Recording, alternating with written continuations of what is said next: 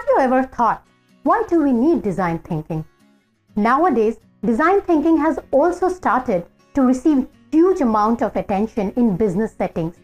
This is because the design of products and services is a major component of business competitiveness, to the extent that many known companies have committed themselves to becoming design leaders.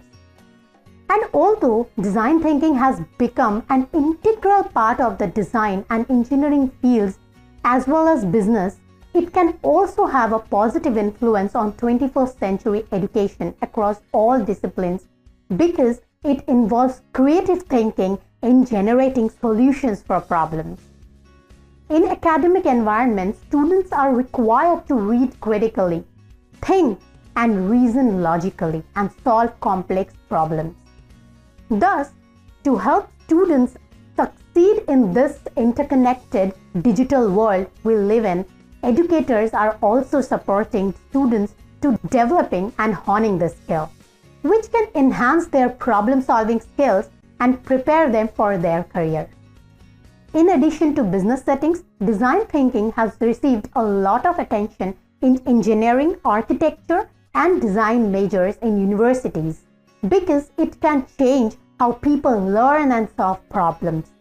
So, overall, knowledge of design thinking can make you more of a creative thinker, and at the same time, it will help you in your problem-solving skills.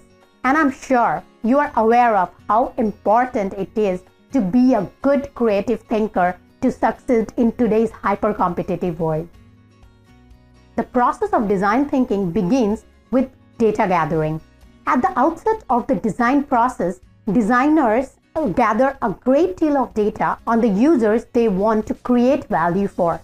They mostly do this through brainstorming sessions or by talking to the concerned party in detail. Rather than traditional methods like focus groups and surveys, the survey methods generally do not provide very useful or reliable data very early in the innovative process because people are not very good at recognizing and articulating their deepest unmet needs. As said by Henry Ford, if I had asked people what they wanted, they would have said faster horses. So to understand the core problem, you must understand the deepest needs of your customers. And once you have understood that, you will be able to create a prototype to solve that exact need. For example, in Ford's case, it was to build a car for the great multitude rather than creating an 8-legged horse. As said earlier, further along in the process, you make your new ideas concrete in the form of prototypes and go out and get better data from the real world in a process that is completely hypothesis driven, which is you are going to test it in the real world to see and understand if it is working as per your expectations.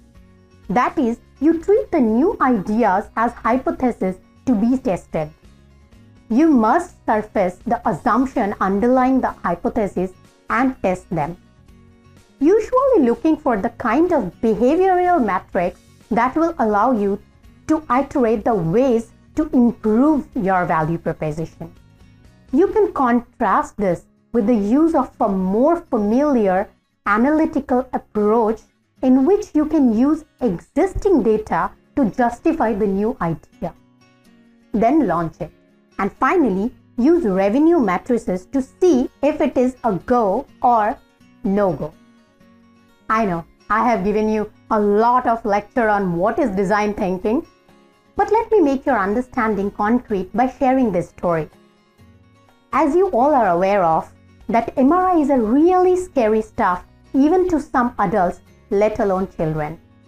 So GE Hospital witnessed many such scenarios where the children were terrified to get inside the MRI machine, and because of their fear, it was very tough for doctors to have the children lie still for the process.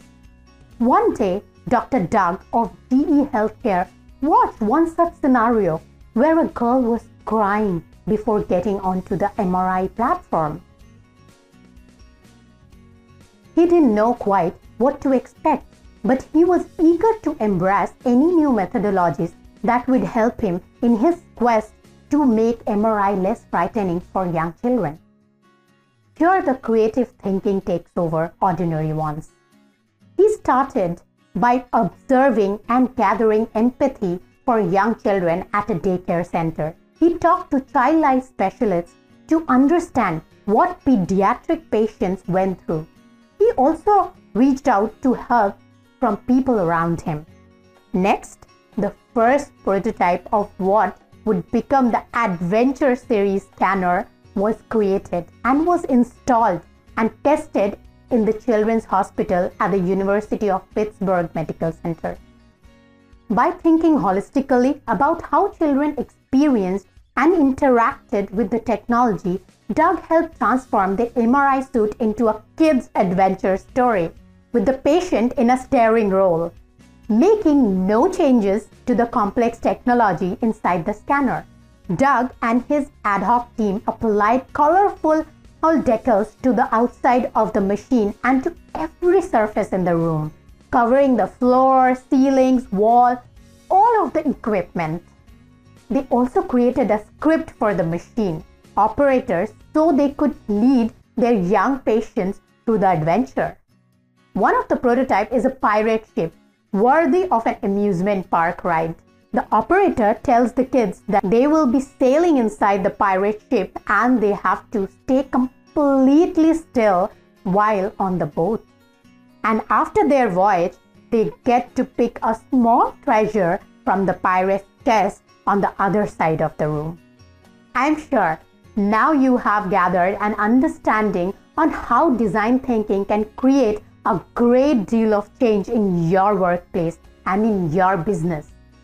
Let's move on to our next section of the course to have a deeper understanding of this technique and how you can use it for your success as a manager, business owner, or a solopreneur.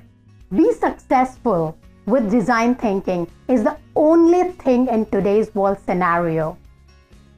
Let's get started.